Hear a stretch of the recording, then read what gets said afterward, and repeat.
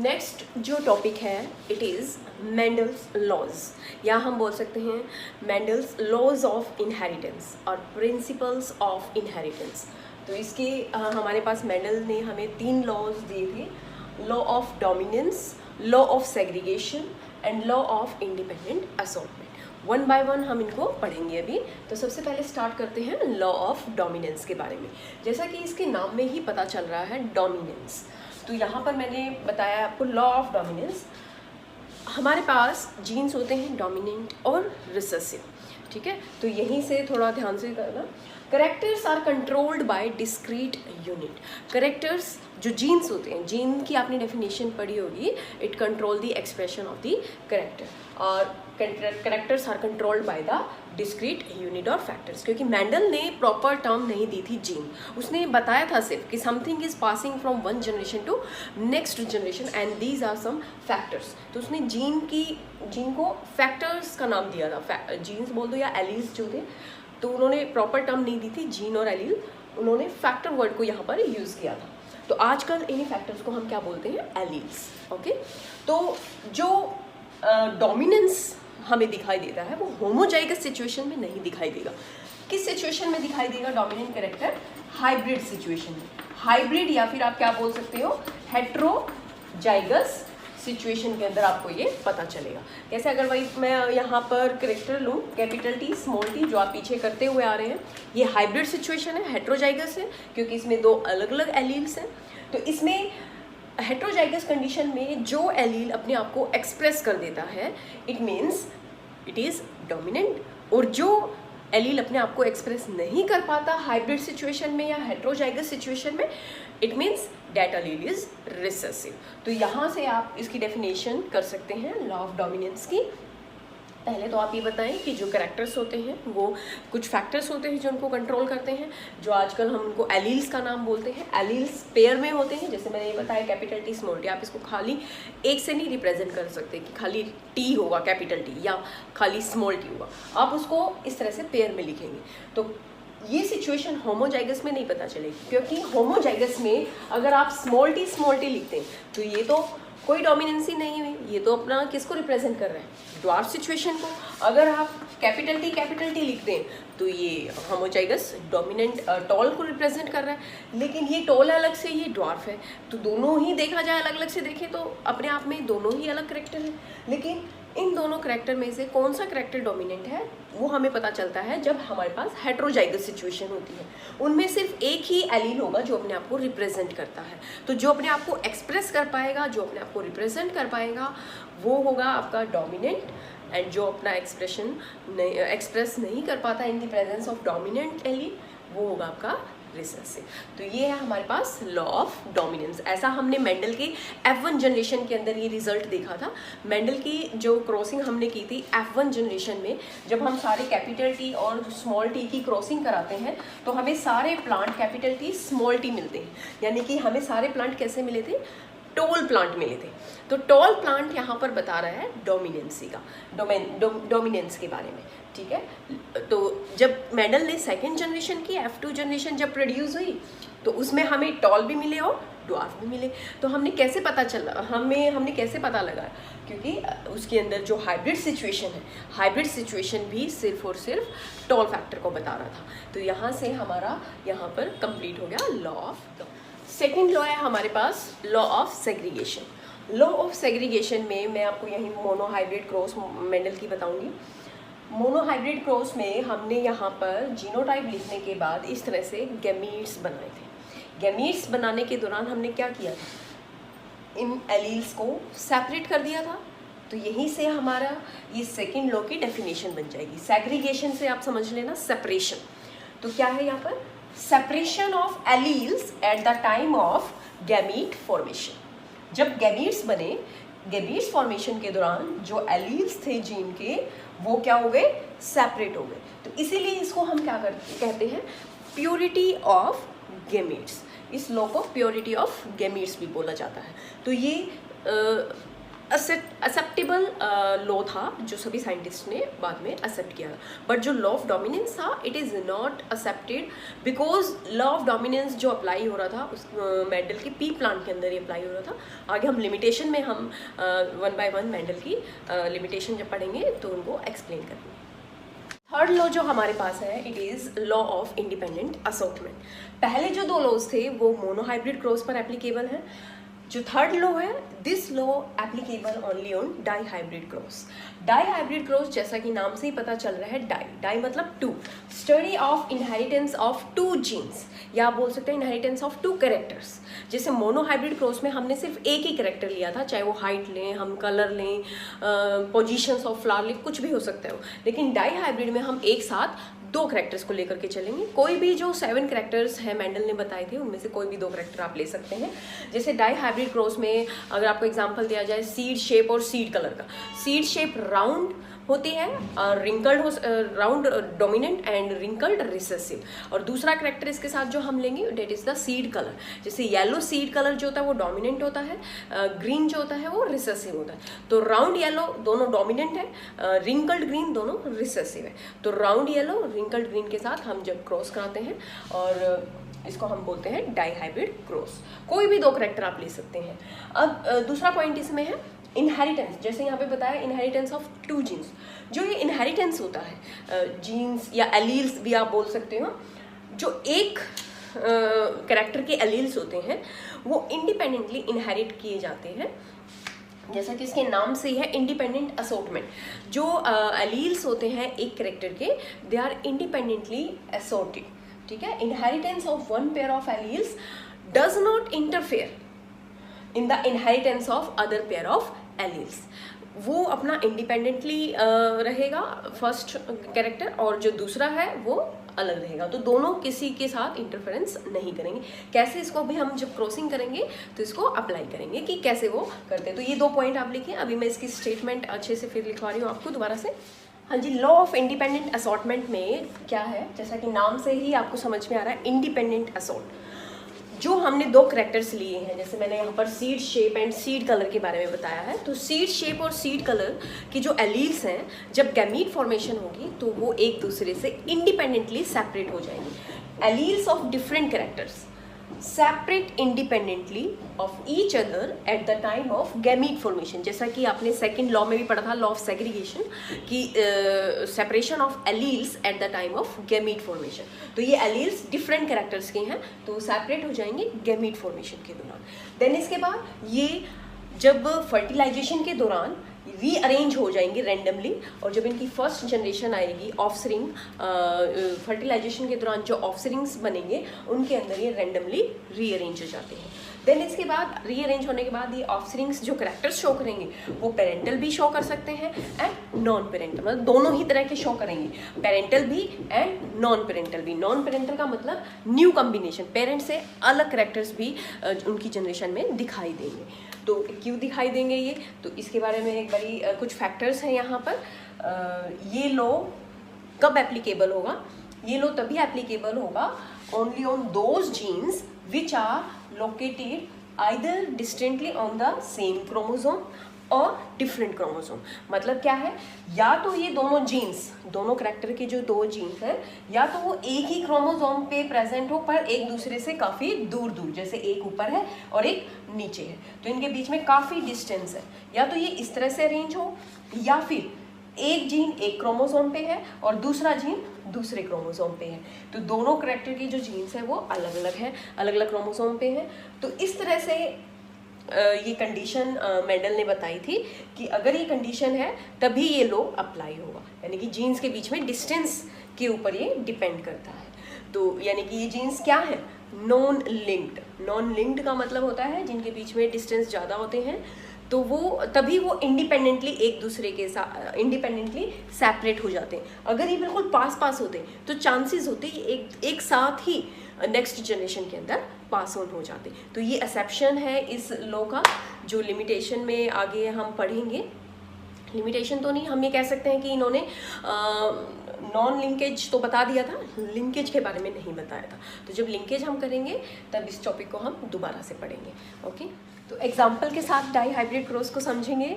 Die hybrid cross में मैंने 2 characters लिए हैं, शेप एंड कलर।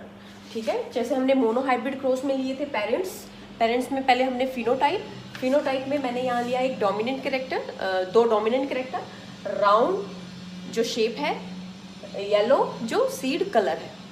सेम इसी का मैंने रिसेसिव लिया है, रिंकल्ड रिसेसिव शेप है, ग्रीन रिसेसिव सीड कलर है।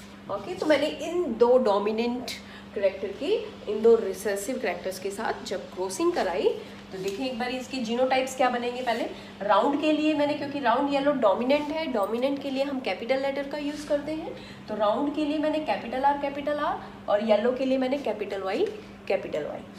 और रिंकल्ड के लिए स्मॉल r, ग्रीन के लिए स्मॉल y। ध्यान रखना आप WG को मत नहीं यूज़ करेंगे, जो हमारे डोमिनेंट होते हैं जीन्स उन्हीं के ही स्मॉल लेटर से हम इसको रिप्रेजेंट करते हैं। अब हम इनके गैमीट्स बनाएंगे। गैमीट्स में मैंने क्या किया है, एक एलील इसका लिया है, एक कैरेक्टर का, और एक एलील दूसरे कैरेक्टर का, क्योंकि हम डाई हाइब्रिड क्रॉस कर रहे हैं तो दोनों एलील्स का होना जरूरी है गैमीट्स फॉर्मेशन के दौरान।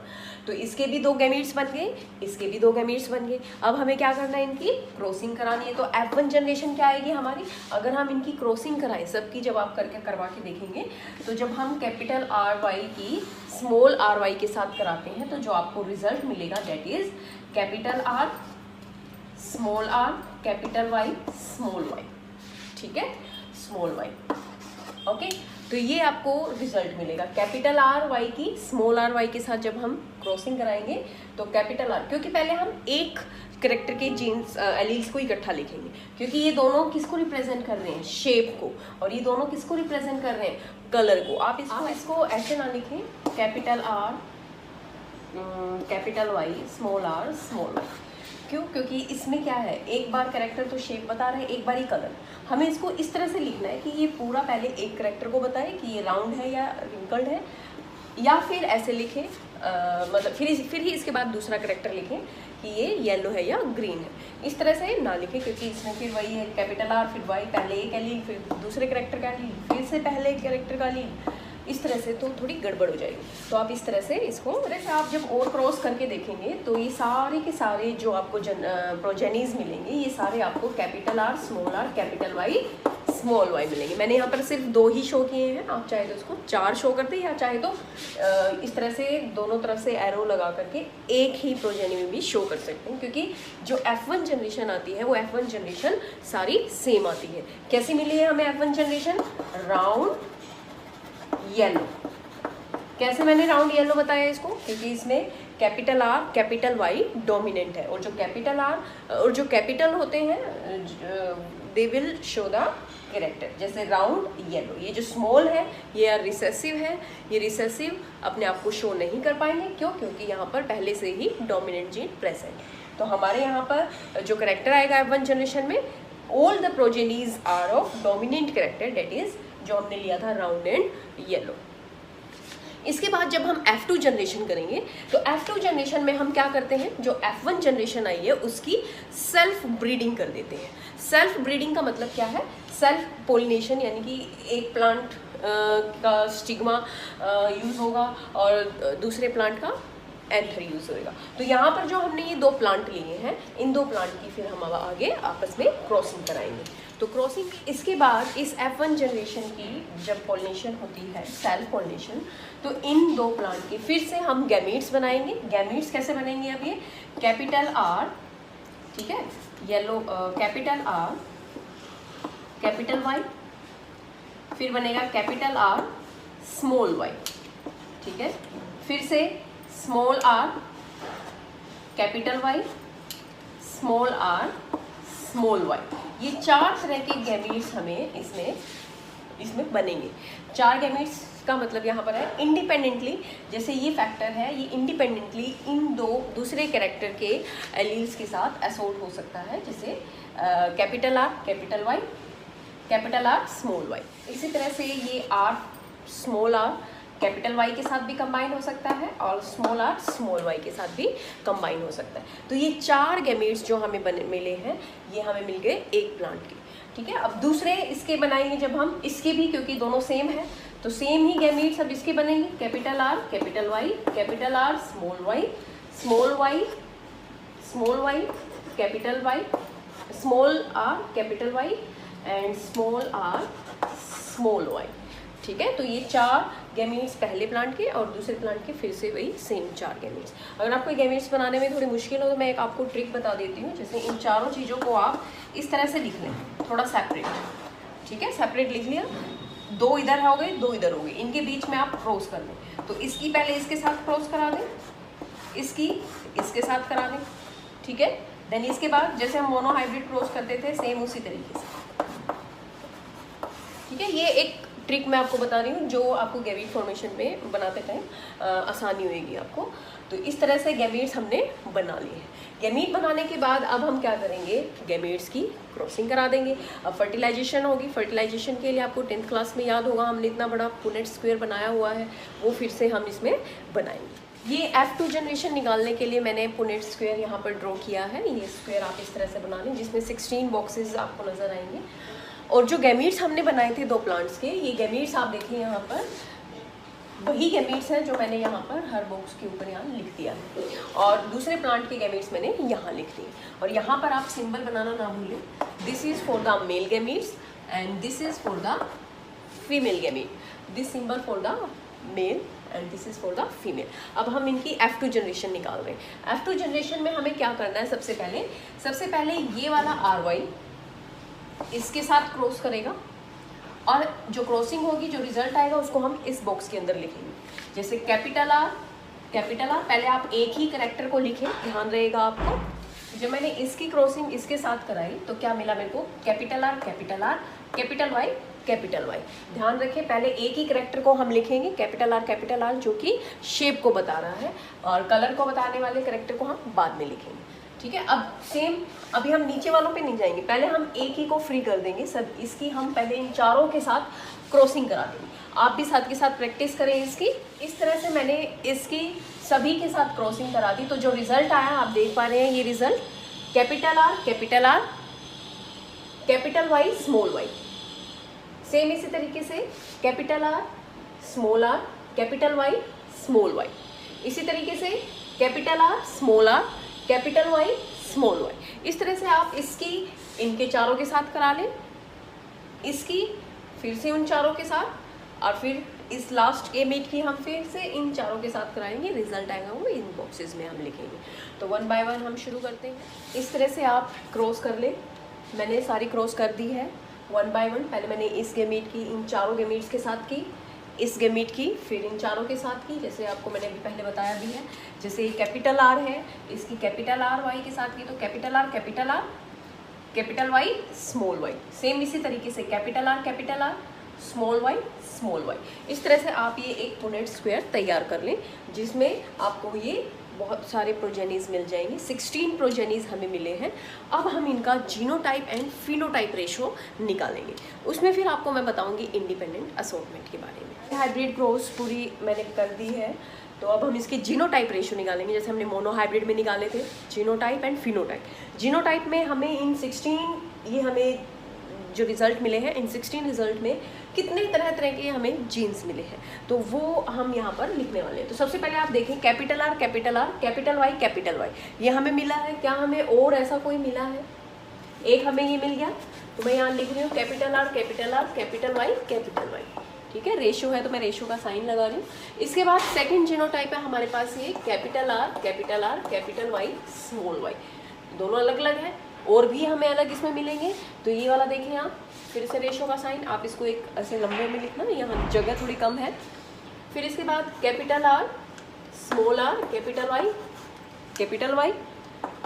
ये वाला फिर से हम देखेंगे capital R capital Y small Y. ये चारों अलग अलग तरह के जीनोटाइप थे। अभी और आते हैं हम capital R capital Y small Y. क्या ये पहले आ चुका है? यस, ये देखो ये रहा। तो हम इसको दोबारा नहीं लिखेंगे। अब इसके बाद दोबारा हमारे पास नेक्स्ट जीनोटाइप है कैपिटल आर स्मॉल वाई। ठीक है, फिर इसके बाद capital R capital Y small Y जो है ये हम पहले लिख चुके हैं, ये यहाँ पे आ चुका है, तो हम इसको दोबारा नहीं लिखेंगे। इसके बाद आता है हमारे पास capital R small Y small Y, ये हम लिख लेंगे यहाँ पर, ठीक है, क्योंकि ऐसा पहले नहीं लिखा हमने। फिर इसके बाद हमारे पास है capital R, small R, capital Y, capital Y. ये हमारे पास यहाँ आ चुका है, नहीं लिखेंगे इसको हम। ये भी हमारे पास दोबारा आ चुका है, ये आ चुके हैं यहाँ पे। इसके बाद स्मॉल आर, इसको हम लिख लेंगे क्योंकि ये नया जीनोटाइप है। Small R, capital Y, capital Y. फिर इसके बाद ये जीनोटाइप आएगा small R, capital Y, small Y. ये हमारे पास पहले आ चुका है, ये देखिए, ये आ चुके हैं पहले जीनोटाइप। फिर इसके बाद capital R, small Y, small Y.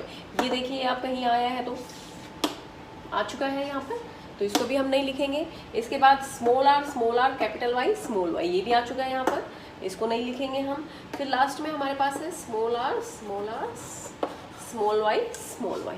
तो इस तरह के जो ये हमारे पास जीनोटाइप है, देखिए 1 2 3 4 5 6 7 8 9 जीनोटाइप आए हैं हमारे पास अलग अलग तरह। अब हम ये देखेंगे कितने नंबर आए हैं इसके, जैसे ए जीनोटाइप कितनी बार आया है, ये कितनी बार आया है, तो वो नंबर अब हम लिखेंगे। तो ये कितनी बार आया है हमारे पास, 1 टाइम, तो इसको हम लिखेंगे 1। इसके नीचे आप थोड़ा सा ऐसे साइन लगा दें ताकि हम इसको दोबारा काउंट ना करें, हमें याद रहे। इसके बाद दूसरा अगर हम देखेंगे capital R, capital Y, small Y, इस तरह का हमारे पास कितने आए हैं। ये जो दूसरा जीनोटाइप है तो इसको काउंट करें आप। एक तो ये आया है हमारे पास, एक यहाँ पर आया है, ठीक है, और आपको कहीं और दिखे तो देखें, मुझे ये 2 दिख रहे हैं, मैं यहाँ पर क्या लिख रही हूँ, 2। देन इसके बाद हमारे पास थर्ड है कैपिटल आर, कैपिटल वाई, ठीक है, ये तीसरा हमारा। तो ऐसे हमारे पास कितने हैं, आप साइन लगाते जाएं यहाँ पर ताकि आपको पता चल जाए कि ये हम काउंट कर चुके हैं। तो कैपिटल आर, कैपिटल वाई, ये यहाँ पर कितने हैं हमारे पास, 1, ये रहा 2, इनको हम लिख देंगे 2। और फिर इसके बाद है capital R, capital Y, small Y. तो ये पूरी जो लाइन है हमारे पास, ये वाली, ये पूरी हमारे पास इसी की है, तो इसके नीचे हम लिख देंगे 4, ठीक है। फिर इसके बाद है कैपिटल आर, स्मॉल वाई, यहाँ पे, क्योंकि ये फिर से हमारे पास हो चुका है। तो ये हमारे पास कितने आएंगे अभी, तो इसको अगर हम देखें तो ये हमारे पास हमें मिलेगा ओनली 1,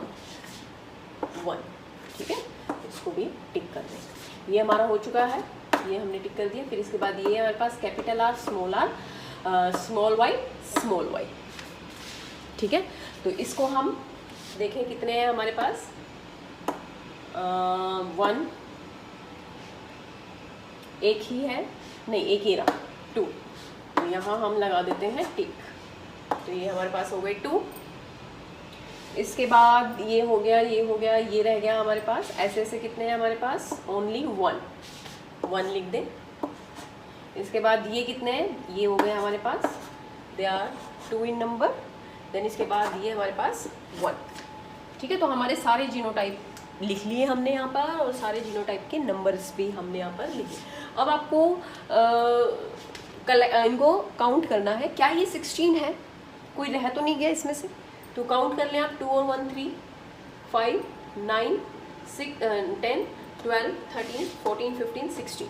तो ये जो नंबर है टोटल ये 16 हो गए। इट मीन्स हमारा जो ये रेशो आया है अभी बिल्कुल सही आया। जीनोटाइप तो हमने बता दी कितने तरह के जीनोटाइप मिले, कौन कितने नंबर में कौन से वाले मिले। अब हम क्या करेंगे, इनके फिनोटाइप रेशो। फिनोटाइप मतलब देखने से आपको कैसे पता देखने से आपको उनके कौन से कैरेक्टर विजिबल हो रहे हैं। तो फिनोटाइप कैरेक्टर्स के अंदर हमारे पास वही है जो हम पेरेंट्स लेकर के चल रहे थे। राउंड येलो कितने मिले हैं, रिंकल्ड ग्रीन कितने मिले हैं हमें, तो वो अभी हम देखेंगे। उसको भी आप जीनोटाइप रेशो से ही काउंट कर सकते हैं। फिनोटाइप रेशो में आप यहाँ पर लिख दें फिनोटाइप रेशो के अंदर। अब सबसे पहला ये बताएं आप, कैपिटल आर, कैपिटल वाई, ये कौन सा रिप्रेजेंट कर रहा है, dominant character, that is R for round, Y for yellow. तो इट मीन्स इसका फिनोटाइप कैरेक्टर क्या होगा, राउंड येलो। तो आप यहाँ पर लिख दें, और यहाँ पर मैं लिख देती हूँ वेरी राउंड येलो, ठीक है। अब आप इनमें से देखें राउंड येलो को कितने हमें मिले हैं। राउंड येलो जैसे एक ये मिला है, ये भी राउंड येलो होगा। Capital R, capital Y, small Y तो अपने आप को एक्सप्रेस करेगा नहीं, तो जो डोमिनेंट चीज़ें हैं वही अपने आप को एक्सप्रेस करेंगी। तो ये भी हमारे पास क्या होगा, राउंड येलो। ये भी हमारे पास राउंड येलो। अगले वाला भी हमारे पास क्या होगा, राउंड येलो, क्योंकि इसमें भी कैपिटल आर और कैपिटल वाई है। इसके बाद कैपिटल आर, कैपिटल वाई इसमें भी है, ठीक है। इसके बाद नहीं दिखेंगे आपको, दोनों कैपिटल लेटर्स आपको इकट्ठे आगे वालों जीनोटाइप्स में नहीं दिखेंगे। तो इनको काउंट कर लें आप, कितने 1, ये 2 थे, 3 हो गया, 4 5 और 4 9। तो राउंड येलो आपको कितने मिल गए, 9 मिल गए। अब इसके बाद ये 4 हो गए। इसके बाद हम यहाँ पर आपको ये कौन सा करेक्टर दिख रहा है, capital R small Y small Y. Capital R किसको शो कर रहा था, राउंड को, और स्मॉल वाई किसको कर रहा था, ग्रीन कलर को, नॉट येलो।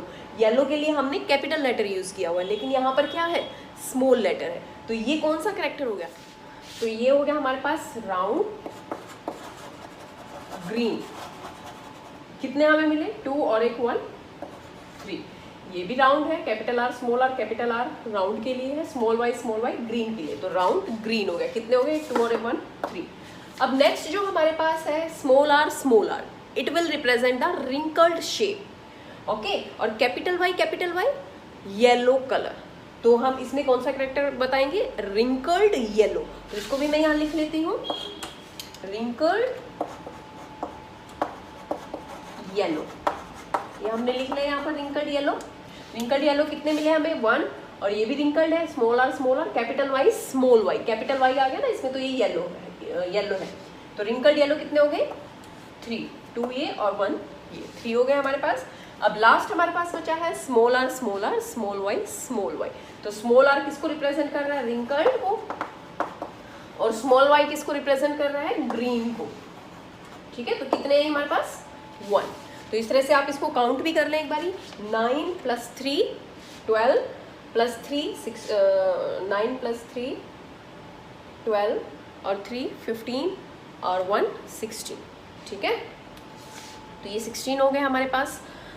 तो जीनोटाइप जो अलग अलग तरह के हमें जीन्स जो रिप्रेजेंट कर रहे हैं इन 2 कैरेक्टर्स को, वो लिखे, उनका नंबर लिखा, फिर इन्हीं नंबर के बेसिस पे, इन जीनोटाइप के बेसिस पे फिर हमने फिनोटाइप रेशो निकाले कि कौन से जीनोटाइप हैं जो राउंड येलो को शो कर रहे हैं, कौन से राउंड ग्रीन को कर रहे हैं, कौन से रिंकल्ड येलो को और कौन से रिंकल्ड ग्रीन को कर रहे हैं। अब आप देखेंगे कि जो पेरेंटल कैरेक्टर थे, इसमें से पेरेंटल कैरेक्टर कितने मिले हमें, राउंड येलो और रिंकल्ड ग्रीन, ठीक है। ध्यान रखो इस चीज़ का, राउंड येलो जो था ये हमने एक पेरेंट लिया था स्टार्टिंग में, बिल्कुल, जिससे हमारी जनरेशन आई थी F1, और F1 से फिर F2, ये F2 जनरेशन आई है, जितनी भी आई है ये सारी F2 है। तो राउंड येलो रिंकल्ड ग्रीन की हमने स्टार्टिंग में क्रॉसिंग कराई थी, ठीक है। तो पेरेंटल कैरेक्टर हमें मिल गए।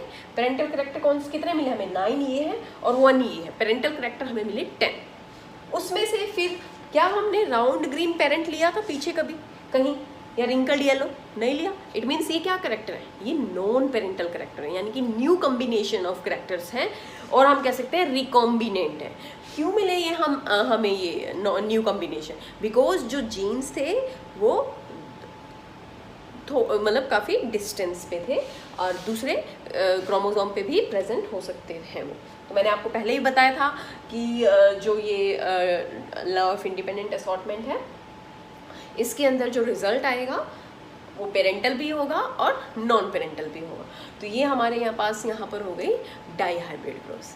इसको आप प्रैक्टिस करें अलग अलग कैरेक्टर्स से, जैसे मैंने शेप कलर लिया है, आप हाइट और शेप ले सकते हैं, फ्लावर पोजीशन, फ्लावर कलर ले सकते हैं। तो इसकी प्रैक्टिस आप 2 से 3 बार अपनी रफ नोटबुक में ज़रूर करें।